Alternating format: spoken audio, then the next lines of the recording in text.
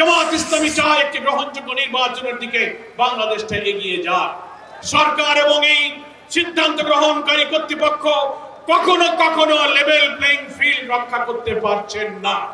দেশের রাজনীতি একটি স্বচ্ছ গ্রহণযোগ্য নির্বাচনের দিকে এগিয়ে যাওয়ার লক্ষ্যে দেশবাসীর যে আকাঙ্ক্ষা, জামাত ইসলামী সেই প্রচেষ্টায় প্রাণান্তকর প্রচেষ্টা চালিয়ে যাচ্ছে।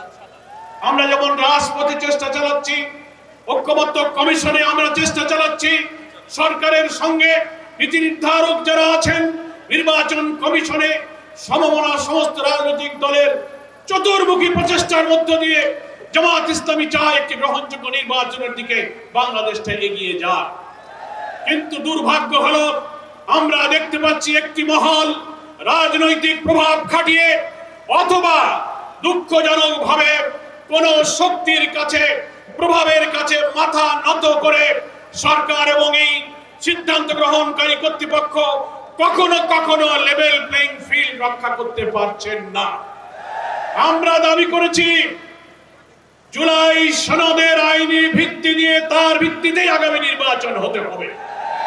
এখন একটি দল বাধার সৃষ্টি করে প্রতিবন্ধকতা সৃষ্টি করে বলছেন এই সাংবিধানিক সংস্কার, এত সব সংস্কার নির্বাচনের আগে আইনি ভিত্তি দিয়ে সংস্কার করার কি প্রয়োজন?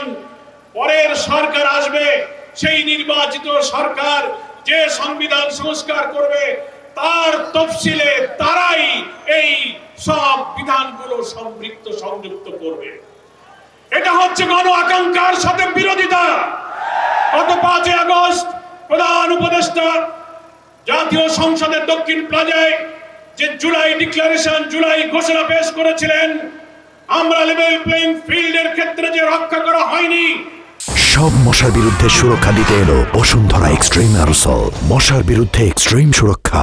গোপনীয়তা রক্ষা করে জুলাই ঘোষণার মধ্যে একটি বিশেষ মহলের চিন্তায় এই জুলাই ঘোষণা ড্রাফট করে সেখানে গণ আকাঙ্ক্ষার বিপরীত অনেক কিছু সম্পৃক্ত করা হয়েছিল।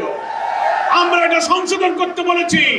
তার 25 নম্বর অনুচ্ছেদে বলা হয়েছিল এর পরবর্তী সরকার এসে সংবিধানে এই সংস্কার এবং জুলাই সনদ বাস্তবায়ন করবে। এটা গণ আকাঙ্ক্ষা নয়। আমরা বলেছি এই ইলেকশনের আগেই আইনি ভিত্তি দিতে হবে এবং এই 84টি সাংবিধানিক এবং রাজনৈতিক নানান সংস্কার আমরা যে ঐক্যমত্য পোষণ করেছি, আরো 20টির মধ্যে প্রায় 8টি নোট অফ ডিসেন্ট যারা দিয়েছেন, বাকি যে আমরা একমত হয়েছি এই সংস্কারের বিষয়গুলোকে জুলাই সনদে অন্তর্ভুক্ত করে এটাকে কনস্টিটিউশন অর্ডার, সংবিধান আদেশ দিয়ে এবং গণভোটের মাধ্যমে নির্বাচনের আগেই আইনি ভিত্তি দিতে হবে। তা না হলে দেশ একটি মহা দুর্যোগের দিকে পড়ে যেতে পারে। আমি প্রধান উপদেষ্টার কাছে বিনয়ের সাথে নিবেদন করে আপনি এই দক্ষিণ প্লাজা জাতীয় সংসদে জুলাই ঘোষণার দিনও লিখিত অঙ্গীকার করেছেন যে আমরা বিদ্যমান রাষ্ট্র কাঠামোকে সব জায়গায় সংস্কার করব।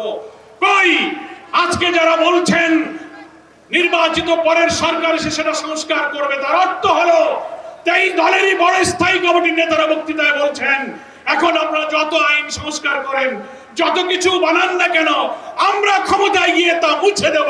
এখনই তাই যদি বলতে পারে তো আগামীতে কারা ক্ষমতায় যাবে জানি না, কিন্তু তাদের ইচ্ছার মধ্যে কিন্তু দুরভিসন্ধি আছে।